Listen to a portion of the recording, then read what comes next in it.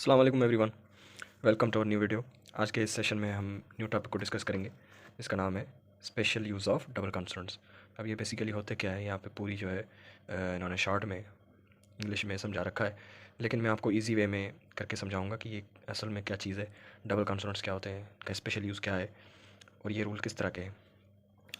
उससे पहले मैं उम्मीद करता हूँ कि आपने 69 एक्सरसाइज को कम्प्लीटली कर लिया होगा और पीछे भी आपने जो है सारे बेसिक रूल जो है वो आपने क्लियर कर लिया होंगे।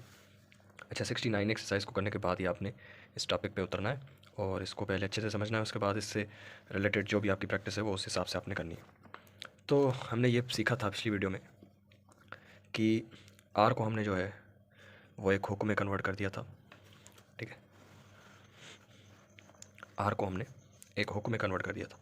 अब इस आर के हुक को हमने जो है पहले स्ट्रेट स्ट्रोक्स के साथ लिखना सीखा था। ठीक है, और फिर मैंने आपको बताया कि ये जो है स्ट्रोक है, ये हुक है आर का, तो पहले स्ट्रोक पढ़ेंगे फिर आर का हुक पढ़ेंगे। अगर इससे पहले एस आ जाए, सर्कल आ जाए, तो हमने इसको किस तरह लिखना है वो भी मैंने आपको बता दिया कि दो तरीके होते हैं। ठीक है, ये भी एस पी आर ही है और ये भी एस पी आर है, सही है। लेकिन इजी मेथड जो है ये माना जाता है क्योंकि ये लिखने में आसान है। बाज़ार साफ़ है कि ये लिखने में आसान है। ये तो हुक के अंदर सर्कल हो गया, ठीक है, लेकिन ये इस पर रिस्ट्रिक्शन नहीं है, आप यूज़ कर सकते हैं। इसके ऊपर हमने डिटेल में लेक्चर किया था। अब जो हमारे पास तीसरी बात आती है कि जब पी आर हमने इस तरह लिखा, ठीक है, तो अब दो कॉन्सोनेंट जो है इकट्ठे आ रहे हैं, तो इनको हम कहेंगे कंपाउंड कॉन्सोनेंट। क्या कहेंगे? Compound consonants. दो कॉन्सोनेंट्स अगर साथ में आए और उनकी स्ट्रोक भी सेम हो तो उनको कहेंगे कंपाउंड कॉन्सोनेंट्स। अब इन इन इन कंपाउंड कॉन्सोनेंट में एक शर्त होता है कि दो कॉन्सोनेंट्स इकट्ठे हो, इनके बीच में वावल भी नहीं आना चाहिए।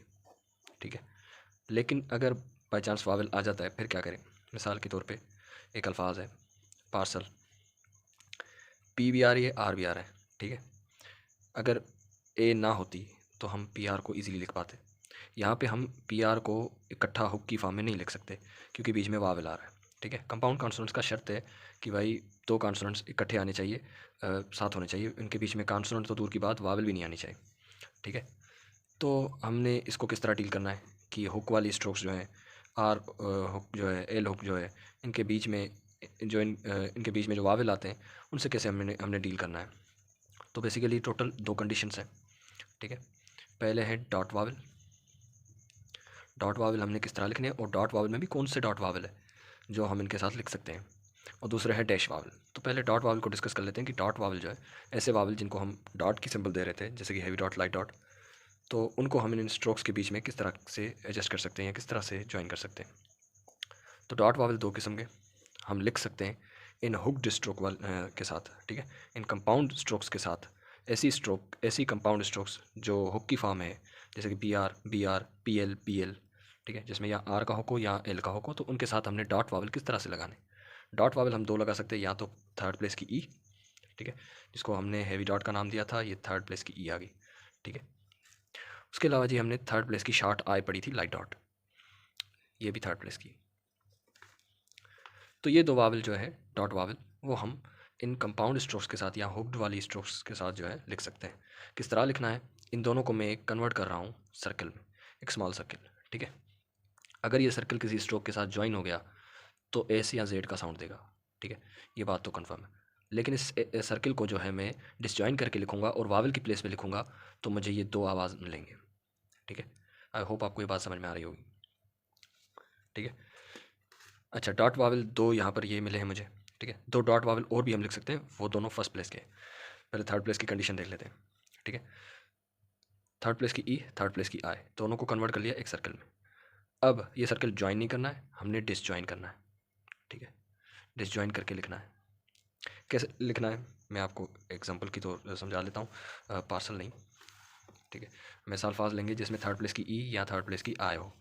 तो यहाँ पर मुझे अल्फाज मिले हैं डायरेक्ट। ठीक है, डायरेक्ट डी और आर के बीच में ये हुक वाली स्ट्रोक बन सकती है, इनके बीच में आ रही है आई।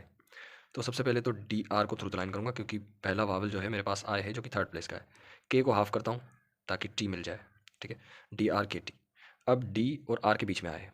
याद रखें कि थर्ड प्लेस का जो वावल है वो हमेशा लेफ़्ट साइड लिखा जाएगा, ठीक है। मैं यहाँ पे लिख लेता हूँ, ये दोनों थर्ड प्लेस के जो भी वावल है ये लेफ़्ट साइड लगेंगे, ठीक है। मतलब लेफ़्ट साइड पे और थर्ड प्लेस पे हमने सर्किल को लगा लेना है। ये सर्किल शो करता है कि ये थर्ड प्लेस पे है, यानी कि या तो थर्ड प्लेस की ई है, या तो ये सर्किल जो है थर्ड प्लेस की आई को शो कर रहा है। अब डायरेक्ट तो नहीं हो सकता, डायरेक्ट हो सकता है कि यहाँ पे आई का आवाज़ आएगा, डबल ई का आवाज़ तो आ नहीं सकता, ऐसा कोई अल्फाज ही नहीं। तो डी आर के बीच में अब आ गई आई। ये सर्किल बताता है कि मैं थर्ड प्लेस पे हूँ, यानी कि इन दोनों में से कोई एक हूँ, ठीक है। और सर्किल बता रहा है कि मैं डी और आर के बीच में हूँ, ना कि डी आर के बाद हूँ। अगर डी आर के बाद वावल आता है, मिसाल के तौर पे थर्ड प्लेस की ई आ जाए, फिर तो लिखना आसान है, डी आर के बाद थर्ड प्लेस की ई जो कि हैवी डॉट उसकी जो एक्चुअल सिंबल है। लेकिन यहाँ पर बीच में कंडीशन आ रही है, तो बीच में कंडीशन कैसे लिखेंगे? पहली बात तो हम इसको यहाँ पे लिख लेता हूँ, कंडीशन कौन सी फॉलो करनी है, आपने लेफ्ट साइड पे लिखना है, ठीक है। दूसरी बात थर्ड प्लेस पे, और तीसरी बात जो आपने ज़हनशीन करनी है कि अगर ये दोनों चीज़ें आप देख रहे हैं, एक सर्किल लेफ्ट में भी लगा हुआ है और थर्ड प्लेस में भी लगा हुआ है, तो या तो वो थर्ड प्लेस की डबल ई का आवाज़ देगा या तो थर्ड प्लेस की शॉर्ट आएगा, ठीक है। मैं फिर से एक बार रिपीट कर लेता हूँ, सर्किल लेफ्ट में हो, थर्ड प्लेस पे हो, तो वो दो आवाज़ देगा, थर्ड प्लेस की ई या थर्ड प्लेस की आई, ठीक है। डायरेक्ट दूसरा अल्फाज देख लेते हैं, यहाँ पर मुझे डायरेक्टली मिला हुआ है, ठीक है। बस एल वाई लगानी है, बाकी सेम है, ठीक है, कुछ इस तरह से डायरेक्टली, ठीक है, डायरेक्टली, सही हो गया। इस तरह दो डॉट वावल और है जो कि फर्स्ट प्लेस के हैं, उनको भी डिस्कस कर लेते हैं। हमारे पास है दो डॉट वावल्स और है, ठीक है। पहला है फर्स्ट प्लेस की आ जो कि हैवी डॉट था, और ये था फर्स्ट प्लेस का, ठीक है। दूसरा हमारे पास है फर्स्ट प्लेस की अ जो कि लाइट डॉट थी, और ये भी फर्स्ट प्लेस की, सही है। तो इन दोनों को भी मैंने कन्वर्ट कर लेना है सर्किल में, लेकिन इनके लिए तीन कंडीशंस दूसरी है, ठीक है। पहली कि ये राइट में लिखे जाएंगे, दूसरी कि ये फर्स्ट प्लेस पे लिखे जाएंगे, तीसरी बात कि ये दो आवाज़ें आपको देंगे, या तो फर्स्ट प्लेस की आ या तो फर्स्ट प्लेस की अ। मिसाल के तौर पे पार्सल, ठीक है। पी और आर के बीच में देखें फर्स्ट प्लेस की आ का आवाज़ आ रहा है इस वावल का, इसको हैवी डॉट लिखते हैं। लेकिन चूंकि ये पी और आर के दरमियान आ रहा है, तो हमने क्या कर लेना है, P R above the line, क्योंकि ये फर्स्ट प्लेस का वावल है तो वही रूल लागू होंगे, सर्किल और एल, ठीक है। पर्सल तो आ गया, बाकी बचा आ। अब सर्किल लिखना है, लेकिन कहाँ पे, राइट साइड पे, मतलब उस साइड, ठीक है, इस डायरेक्शन में लिखना है, और फर्स्ट प्लेस पे लिखना है, ठीक है। राइट साइड फर्स्ट प्लेस ये होगा, लेफ्ट साइड फर्स्ट प्लेस ये होगी, ठीक है। तो ये या तो आ को शो करेगा या तो आ को शो करेगा, पर्सल होता नहीं पार्सल होता है, तो यहाँ पर ये वाला वावल हम पिक करेंगे तो अल्फाज बनेगा, सही हो गया। ऐसे ये अल्फाज बने। इस तरह हमारे पास नेक्स्ट अल्फाज है डार्लिंग, ठीक है, इंग्लिश वर्ड है, इन्होंने दे दिया है तो हमने पढ़ना है। डी आर के दरमियान जो है वो सर्किल लगाएंगे, राइट साइड लगाया है मैंने, बिल्कुल लगाया है, फर्स्ट प्लेस पे लगाया है, फर्स्ट प्लेस पे लगाया है, ठीक है। तो डी और आर के दरमियान आ लिखने का तरीका ये है, ठीक है। अगर हम यूँ लिखें, ठीक है, अगर कोई चीज़ यूँ आती है डी आर के बाद आ है, तो आपने इस तरह लिखना है, ठीक है, हैवी डॉट लगाना है। लेकिन डी और आर के दरमियान अगर जो है आ का आवाज़ आ रहा है या आ वाला वावल आ रहा है, तो हमने इस तरह लिखना है, ठीक है, सिंपल बात है। दरमियान में आ रहा है तो सर्किल, लेकिन उसके दो रूल हैं आपने फॉलो करने हैं, सही हो गया। इस तरह हमारे पास नेक्स्ट अल्फाज है, और इस अल्फाज में जो है एल और नग लगा लेंगे, डाल नग शो करेगा इनको। इस तरह हमारे पास नेक्स्ट अल्फाज है डार्क, उसके बाद चाम, ठीक है, डार्क, यहाँ पर भी सेम चीज़ है, डी आ आर डार के डार्क। इस तरह हमारे पास आखिरी अल्फाज है चाम, जे आर एम, जे और आर के दरमियान फर्स्ट प्लेस की आ लगी हुई है, राइट साइड पे लगानी है, फर्स्ट प्लेस पे लगानी है। अगर थर्ड प्लेस की ई होती या आई होती तो मुझे यहाँ पे लगानी पड़ती, ठीक है, और अल्फाज जो है वो थ्रू द लाइन चला जाता। इस तरह हमारे पास एक नोट है, the short E vowel is never indicated in words like person, girl, drum. तो कुछ जगहों पे जो है ई सेकंड प्लेस वाली जो है लाइट डॉट, आई थर्ड प्लेस की लाइट डॉट, ये ऐसे वावल है कुछ अल्फाजों में कि जो आपको ना होने का आवाज़ देती है, मतलब ना होने के बराबर इनका आवाज़ होता है। मिसाल के तौर पे इन्होंने अल्फाज दे दिया है पर्सन। अगर एक बात जहन में रख लें, ठीक है, जब भी ये कंपाउंड स्ट्रोक्स आप देखें ना, ऐसी स्ट्रोक जो हुक वाली स्ट्रोक्स हो, उनके बीच में ई आ रहा हो, तो उस ई का आप आवाज़ आंख बंद करके ओमिट कर लें, ख़त्म कर लें, कोई मसला नहीं होगा, क्योंकि इस ई का कोई ख़ास आवाज़ होता नहीं है, कोई मोटा आवाज़ नहीं होता, जिस वजह से आप इसको पर, अगर ये ई ना होती तब भी हम इसको पर ही पढ़ रहे हैं पर्सन, तो इसे हटाने से कोई मसला नहीं, ठीक है। हम ऐसा नहीं कर सकते कि सर्किल को यहाँ पे लगा लिया। याद रखें, जो डॉट वावल है वो फर्स्ट प्लेस के इस्तेमाल होंगे और थर्ड प्लेस के इस्तेमाल होंगे इन कंपाउंड कॉन्सोनेंट में या इन हुक वाली स्ट्रोक्स में।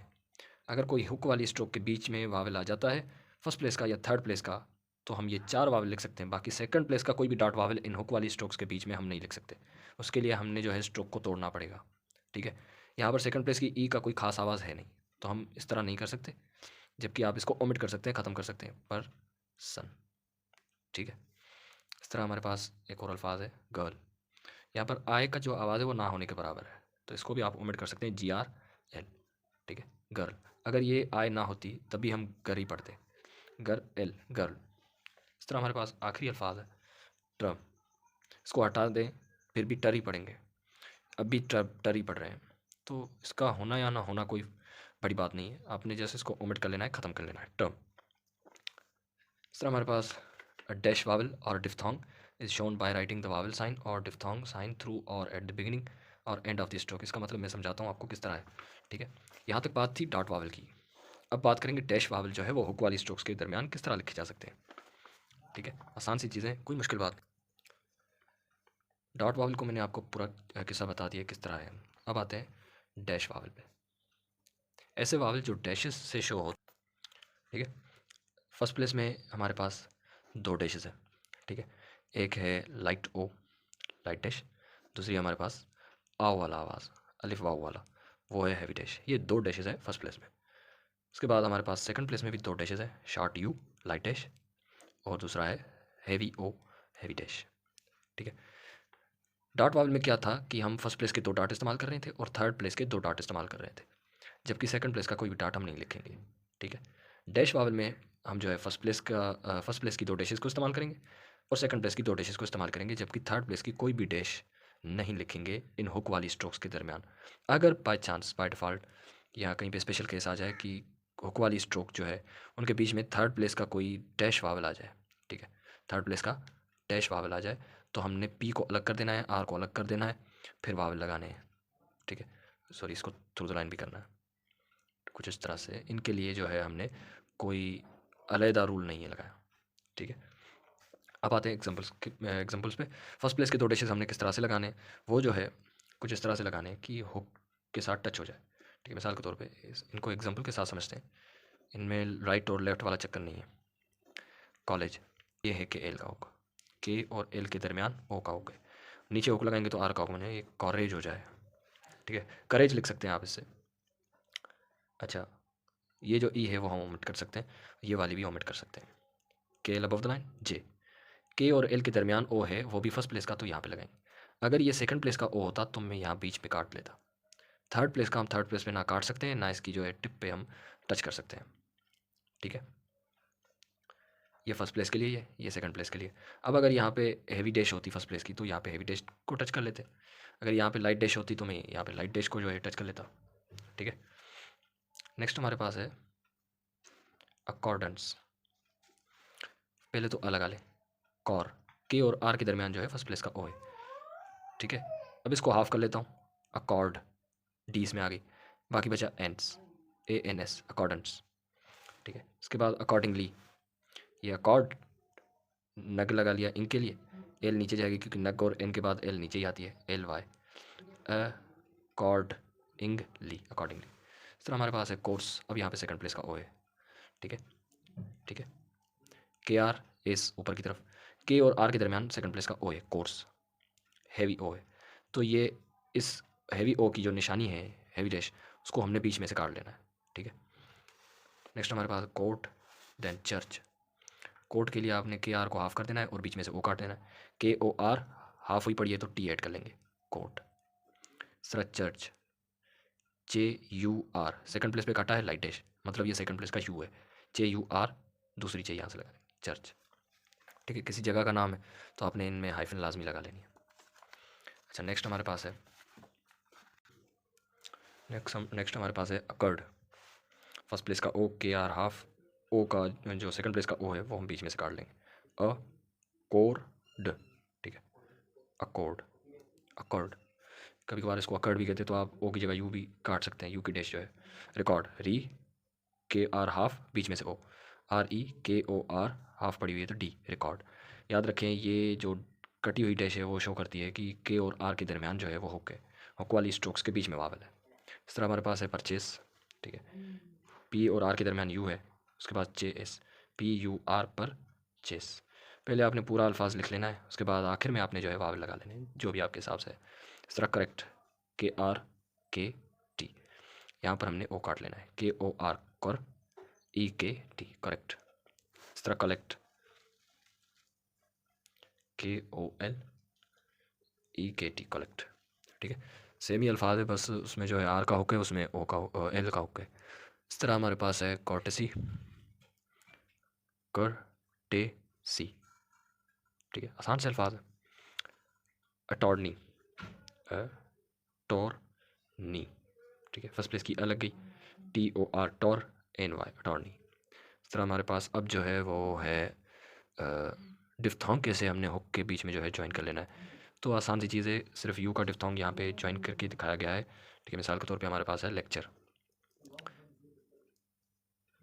यहाँ पर जो है लेक्चर लिखा हुआ है, आप लेक्चर लिख सकते हैं, CR लगा सकते हैं, LEKCR लेक्चर।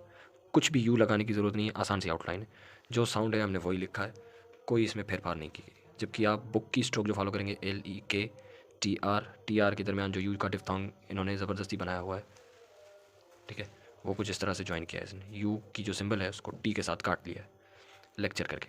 लेक्चर की आप ये वाली आउटलाइन, आसान सी आउटलाइन फॉलो कर सकते हैं। लेक्चर्स आने की सूरत में, इसका प्लूरल बनने की सूरत में आपने सिर्फ इस साइड जो है सर्कल लगा लेना, ठीक है। इस तरह लिटरेचर, लिटरेचर लगा लें, ठीक है। ज़बरदस्ती इसमें यू का डिफ्थोंग लगा के इसको और कॉम्प्लेक्स करना वो लाजमी नहीं है, आप इस तरह भी लिख सकते हैं, ठीक है। लिटरे इन्होंने क्या करा है, TR लिख के और T और R के दरमियान यहाँ पर भी यू आ रहा है, तो इन्होंने यू का डिफ्थोंग कुछ इस तरह से ज्वाइन किया। अगर PR TR या ऐसी हुक वाली स्ट्रोक्स के बीच में अगर यू का डिफ्थोंग आ जाए तो आपने कुछ इस तरह से इनको लिख लेना है। ये इस तरह यू का डिफ्थोंग का जो है जो आउटलाइन है, इस तरह लिखने से जो है ये शो होगा कि हुक वाली स्ट्रोक्स में भी इनके बीच में डिफ्थोंग है। इसके अलावा आप और कोई भी डिफ्थोंग ज्वाइन नहीं कर सकते। अगर आपने यू का डिफ्थोंग ज्वाइन करना है तो इस तरह कर सकते हैं, अदरवाइज़ और कोई डिफ्थोंग यहाँ पे शो नहीं किया गया, ना ही इसके बारे में मज़ीद कुछ किसी भी और बुक में आता है, ठीक है। ज़्यादा डीप में जाने की ज़रूरत नहीं है, सिर्फ यू का डिफ्थोंग इस तरह ही ज्वाइन होता है, ठीक है। अगर ना करना चाहें, CR लिखना चाहें तो मज़ीद जो है ईजी स्ट्रोक बनेगी, ठीक है। इस तरह हमारे पास लेक्चर्स, अब एस सर्किल आ रहा है तो यू का डिफ्थोंग यहाँ पे ज्वाइन करना मुश्किल है, तो इन्होंने क्या करा है कि टी के बिल्कुल नीचे यू की जो है सिंबल लगा ली है, ठीक है। ये डिसज्वाइन करके लिखनी है हमने, सर्किल यहाँ पे आ जाएगा, ठीक है। आखिरी हमारे पास दो डिस्टिंक्ट आउटलाइन है, रिगार्ड। तो रिगार्ड के लिए हमने कुछ इस तरह करना है, G और R के दरमियान फर्स्ट प्लेस की आ गई, रिगार्ड हाफ हुई पड़ी है तो D आ जाएगी। जबकि रिग्रेट के लिए हमने क्या करना है, GRT, ठीक है। सेकंड प्लेस की E के लिए मैंने आपको बताया कि हमें फुल आउटलाइन लिखनी पड़ेगी, ठीक है। अगर यहाँ पे इसको मैं हाफ़ कर दूँ GR को, तो आगे चल के ये वावल होंगे ख़त्म, पता ही नहीं चलेगा रिगार्ड है या रिग्रेट है, ठीक है। तो इस कन्फ्यूजन से बचने के लिए इन्होंने जो है रिगार्ड इस तरह लिखा है और रिग्रेट इस तरह। यहाँ तक हमारा आज का लेक्चर था, उम्मीद करता हूँ आपको ये बातें समझ में आई होगी। मिलता हूँ मैं आपको न्यू वीडियो में, तब तक के लिए मुझे इजाज़त दें, अल्लाह हाफ़िज़।